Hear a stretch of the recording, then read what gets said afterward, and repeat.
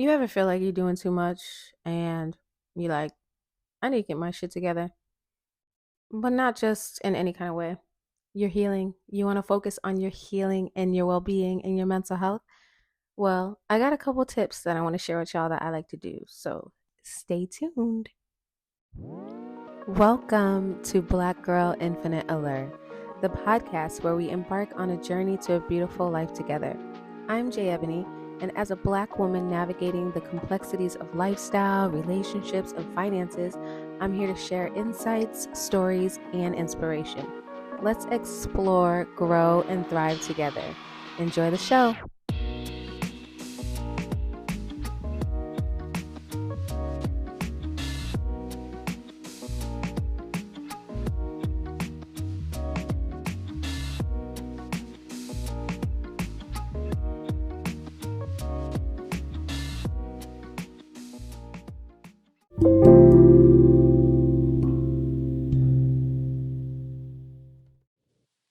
Hey, y'all.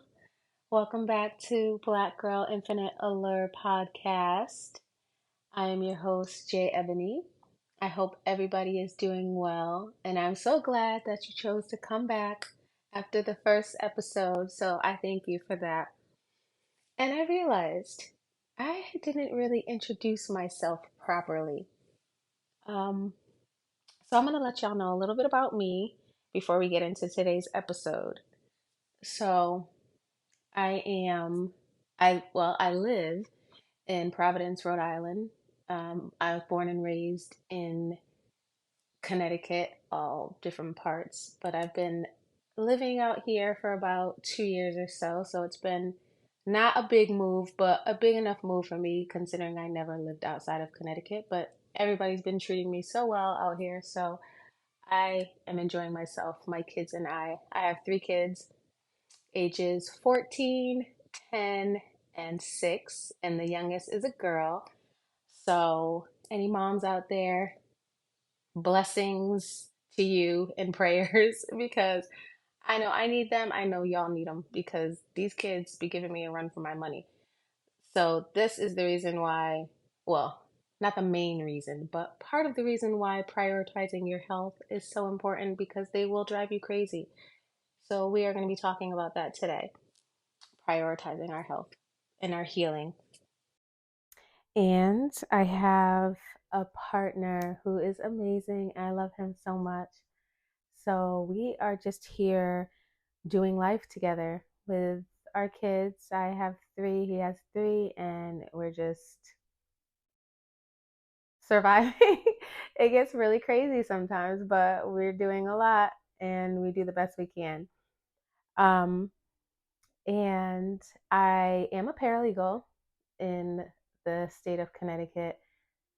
The commute is crazy, but it's not bad because I have a hybrid schedule. Thank you to COVID. So ever since then, I was remote for quite a while and then it went to hybrid. I'm only in there about 2 to 3 days a week. So one week, two, so next week, three, sometimes less. So it's a nice balance for me because I feel like if I did not have to go into the office, I would never leave the house because a couple times a month, I'm home, I think 7 or 8 days in a row. And during the winter time, oh, I didn't leave at all. I was like, oh, and don't let me have some days off in addition to those days because baby, I'm not leaving the house. I can get my laundry picked up and delivered, my groceries delivered, everything else delivered. I didn't need to leave. So it was to the point where when I would go outside to drive my car and go try and start it up, my car would be like, "You thought you was going somewhere? Cause we don't go anywhere." And my car would act like it don't want to start up. So I'm like, now I try to make sure that I'm actually leaving the house. I'm such a homebody. I love being at home. Just tidying things up and cleaning is enough for me. So I'm constantly doing that stuff. It's to the point that it's weird. So I don't mind staying home, but now at the bare minimum, I make sure I leave every day At the bare minimum, I'll go get my Starbucks and then a car wash every day at the bare minimum. But yeah, it's perfect because I do like the to be social. I love to still be able to go to Connecticut because I do love Connecticut. My family is there, so sometimes I can visit. And it just gives me a reason to go. Um, I also have some of my, like, I go still for my nails to get my nails done. I was still going to get my hair done there, but now I go to Mass. But I, the commute is nothing because throughout my whole life, I've always had to commute at least an hour. So this is like an hour and a half to 2 hours back and forth, but that's nothing. So that's me. Um, and so we're going to get into what we are going to be talking about today, which is prioritizing our healing.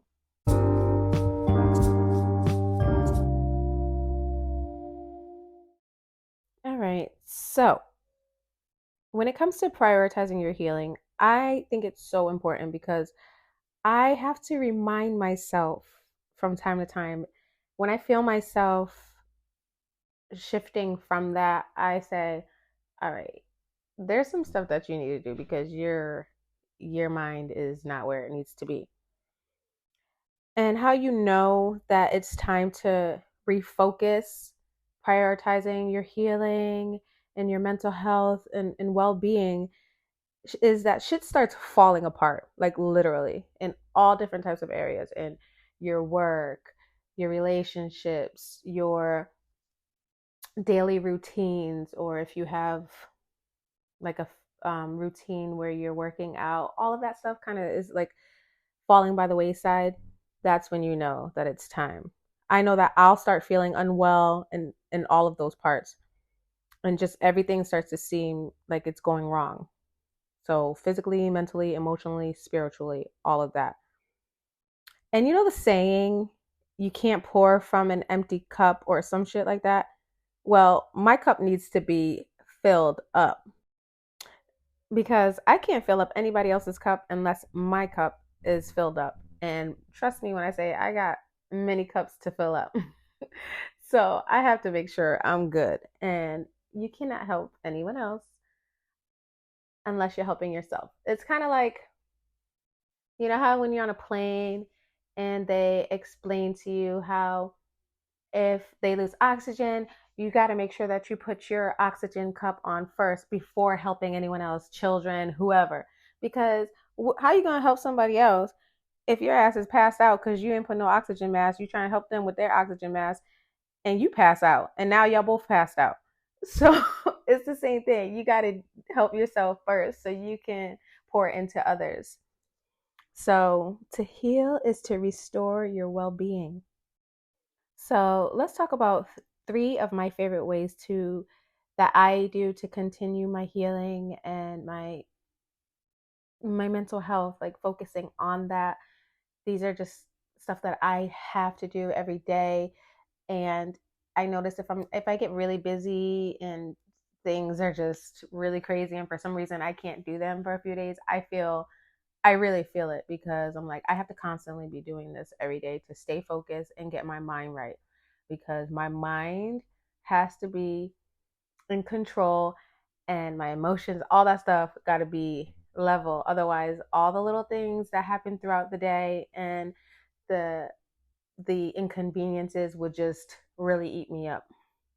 So, one of the things I do each day is morning affirmations. These are so important to me. So you can write them out. And what I did was for a long time, I wrote them out, kept them in my notes, and I would read them to myself or say them out loud as like a little prayer or something. When I'm drinking like my morning drink, it's an apple cider drink. Um, and I would say that into my drink actually before I drank it. And then I started, and then you could change them up depending on what you feel like you need. You need more self love, you need more confidence, whatever.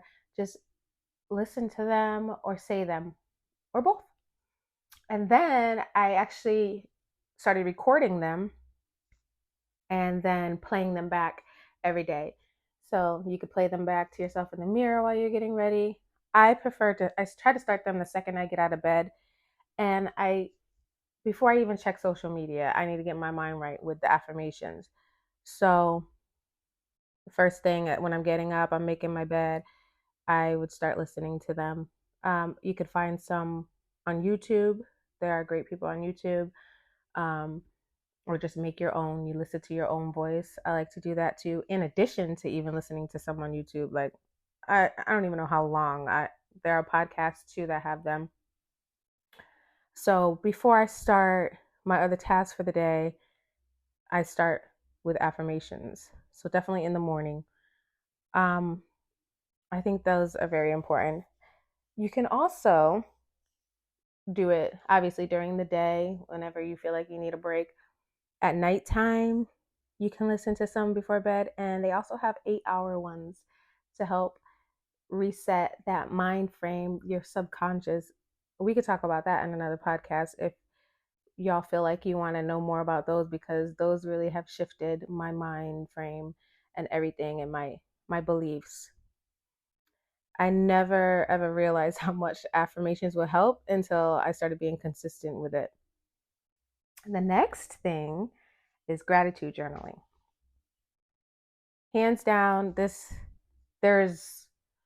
there is no other way around it. You have to. I've always heard about this and how people always say you need to write at least 2 to 3 things every day that you're grateful for, because you can't expect change or the things that you're manifesting, or the life that you want, how you want to feel, your higher self.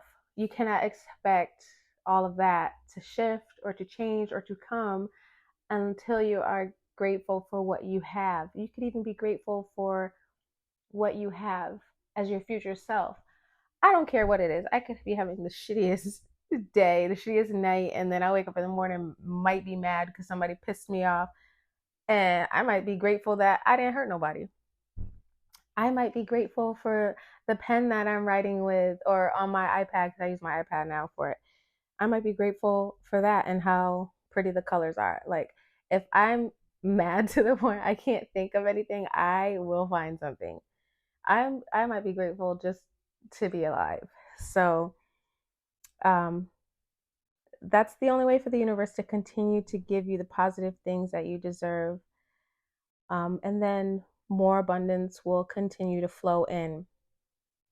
So don't let stress and anger stop you from being grateful, because there's always something to be grateful for.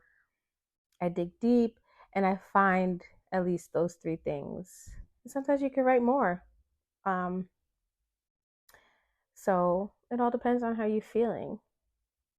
But when I do this, I find out that I don't stay in a negative headspace for long, even if like I'm not feeling up to it, and I think I was like, I'm thankful I didn't choke this motherfucker today, and I'll start laughing. I'm like, wow.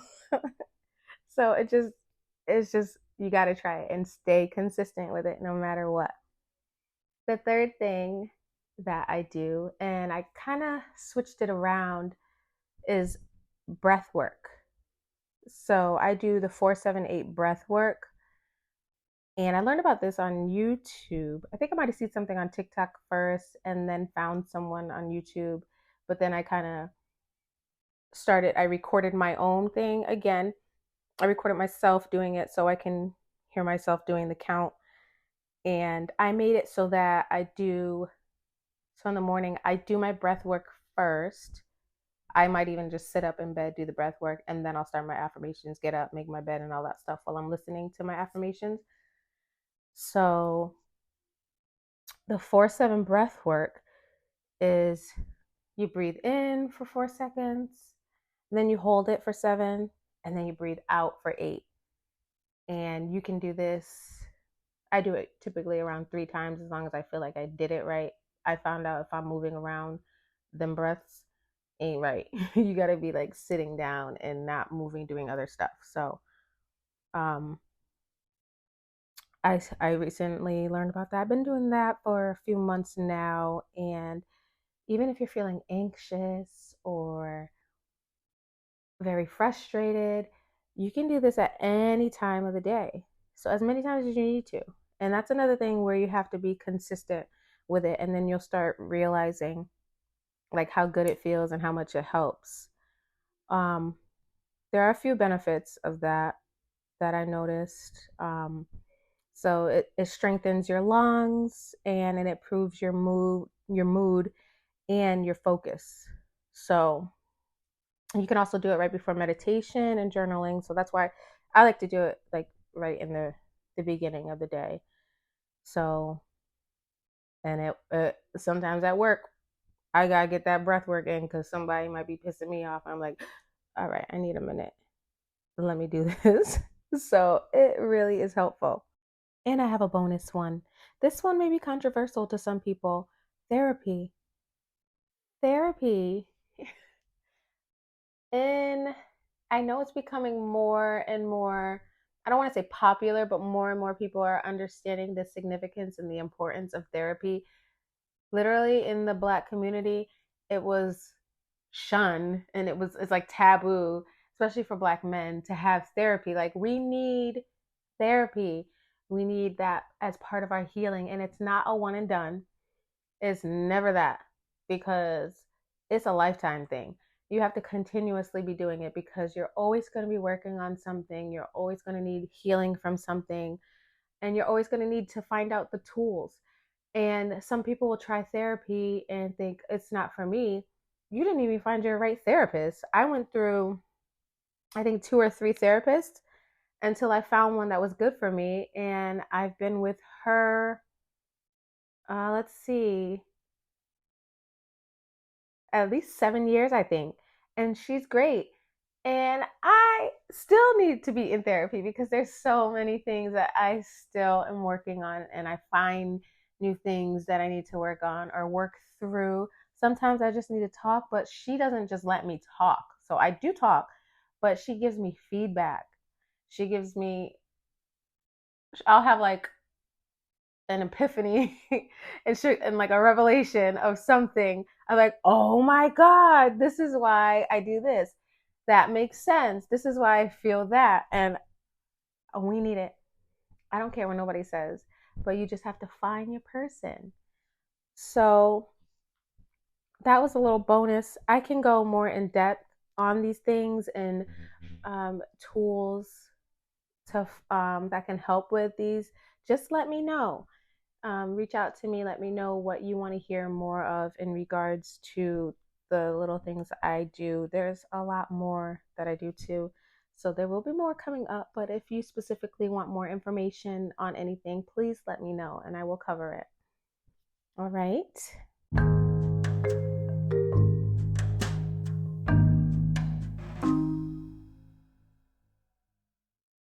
All right. So this is the part of the show where we have the segment, What You Reading?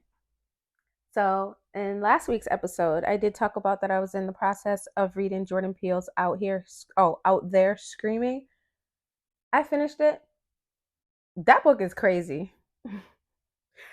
I'm not going to give any spoilers, but I am going to go through what I thought about each story. So, if you want to hear like a very, very short synopsis, because there's 19 stories, short stories, if I counted correctly.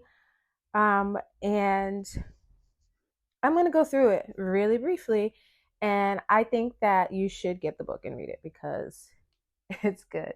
So it's going to be a little sneak peek. So if you want that, I got you. If not, don't listen to this part. But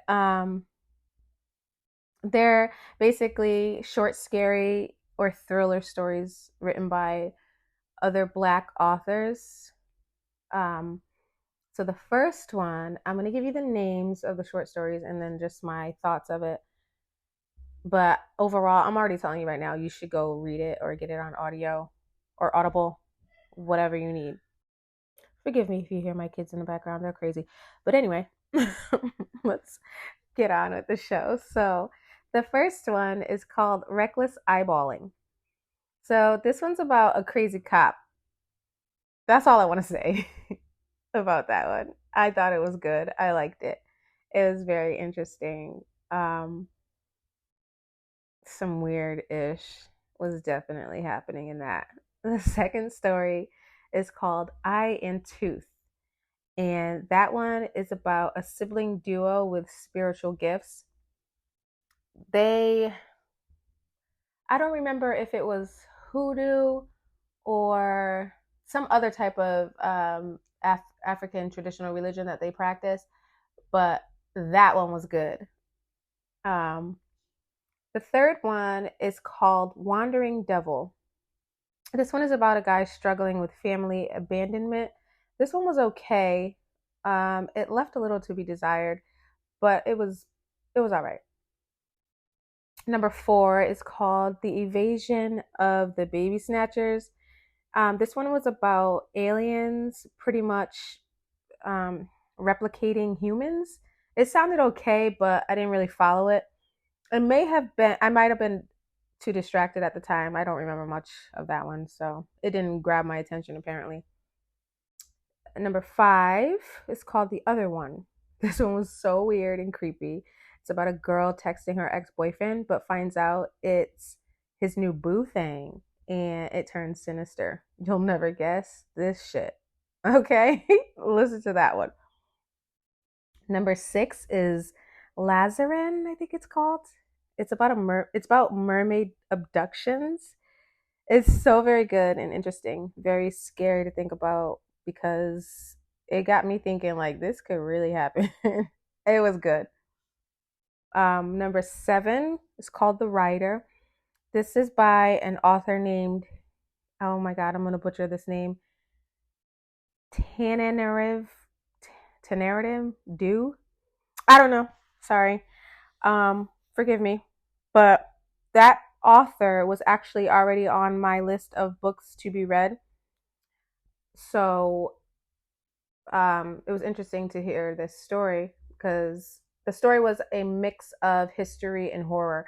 It's about two young girls on their way to the Freedom Riders, and shit gets a little crazy. It's very good.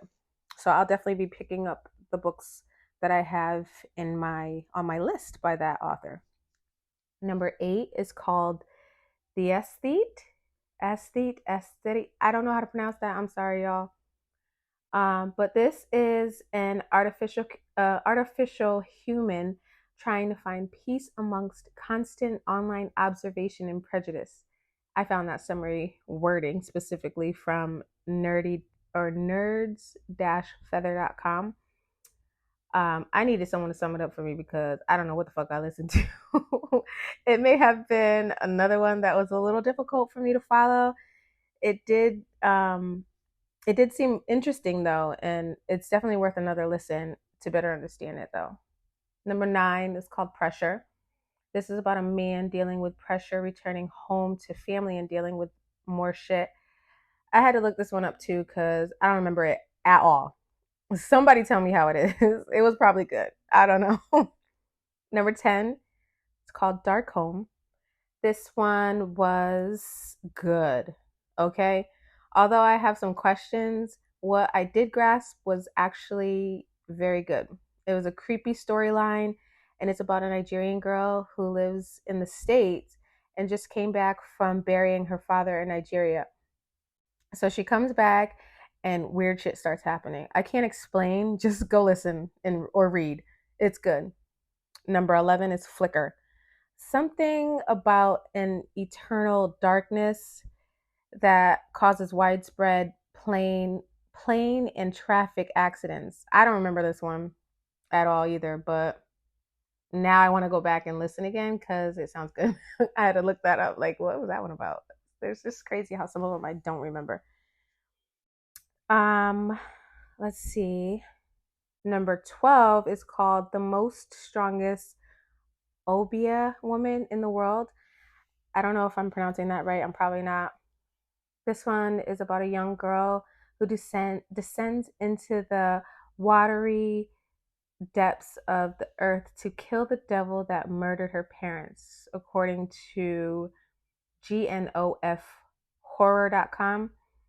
I don't remember this one, but sounds good and worth another listen. It does sound good. I don't know how I'm like missing these because something in the story is not grasping me because I be doing too much when I'm listening. Number 13 is The Norwood Trouble. This one's about a girl experiencing a lynch mob years before the civil rights. This one was good and interesting from what I remember. Number 14 is A Grief of the Dead. This one's about a man that struggles with grief after the death of his brother. This one was very good and crazy, but I need to re listen. I feel like I missed some things, but it was good and interesting. Number 15 is A Bird Sings. It's about two women's spirits haunting a highway. This one was weird, but still very good and interesting. Number 16 is called An American Fable. This is another story placed some years ago in the South. The story is about a black man coming back home after a war. Then he runs into some trouble. It's giving black Southern history spiritual thriller. I don't know what else to call it. But I like that there are a lot of themes like this. It's very good and interesting, and it's almost folklore like. I don't know how else to explain it. Um, and then in my notes, so I started out writing that, and then when I finished it, I said, I'm shook. Okay, after I listened to the rest of it. The crazy thing is that I think it was the next day. I'm not sure. I was on TikTok and I learned about a true story very similar to this story, and it seems to be the inspiration of the short story. I learned from a TikTok creator by the name of All Things Taja, Tajah, about a movie about the true story. And the movie is called The Blinding of Isaac Woodard. When I seen that, I was like, what? Like, it's crazy. So definitely read or listen to that. Number 17 is called Your Happy Place. And y'all, this story, this story is devastating. Devastatingly good, but devastating nonetheless. I have no words. It just had the biggest twist. Oh my God, it was so good. It's about a man that works at a prison and is trying to find out the truth about some secrets. Truly crazy. Just listen. Number 18 is called Hide and Seek. This one was weird, y'all. It's giving hostile hide and seek game with a psychotic mom. Come to find out, I thought that I can't even read my writing. What does that say? Oh, I thought about how I was wondering if this is how my kids see me. But then I started reading the story or listening to the story some more. So the story takes place seemingly in the 80s, early 90s, if I had to guess. But after I listened to the rest of it, I'm like, wow, this really turned on me too. So I thought the mom was psychotic, but it's something else. Shit gets real, and all I know is it's good. It's another 80s horror tale with hints of some real shit. Very well written. And the last story, number 19, is called Origin Story. This story, don't ask me about it. This one, because I don't know and I don't want to know. I don't want to talk about it either. I could not follow or get into this. I listened to it thoroughly. It was just like these white racist boys being obnoxious. I got nothing from it. I hope you enjoy it, but mm. So, my overall thoughts of the book is good. I love the hints of truth, history, and real events. I also appreciated a lot of them taking place in the 80s, so when I was growing up. And who would have thought black stories couldn't be scary? Cuz not me.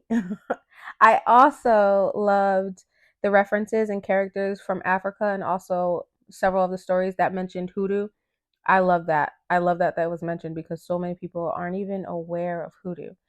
More stories were good than not, and there were also so many twists and turns. I give it a 9 out of 10. I definitely recommend.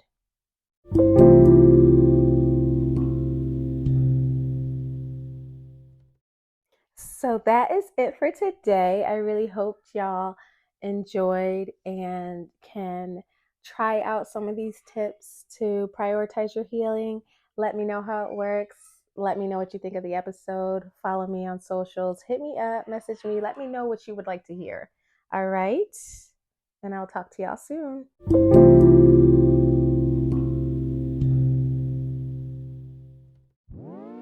If you've enjoyed this podcast, please take a moment to like, share, and leave a review. It greatly supports our growth. I'm dedicated to expanding our community of like-minded individuals who pursue boundless beauty in every aspect of life. Take care, and let's keep reaching for infinite allure together. Until next time.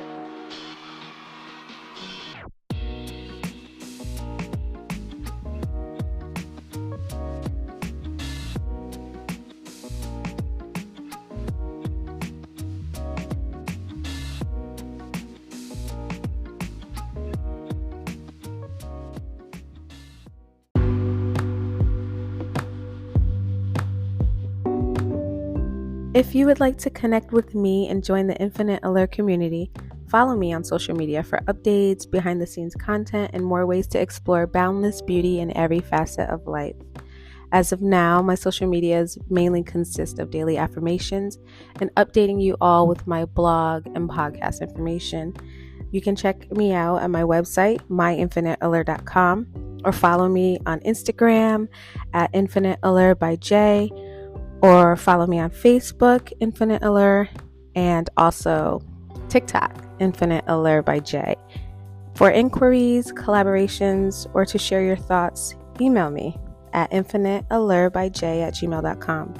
Thank you for listening, and continue to strive for all things Infinite Allure. And remember, I will also have this information in the description box.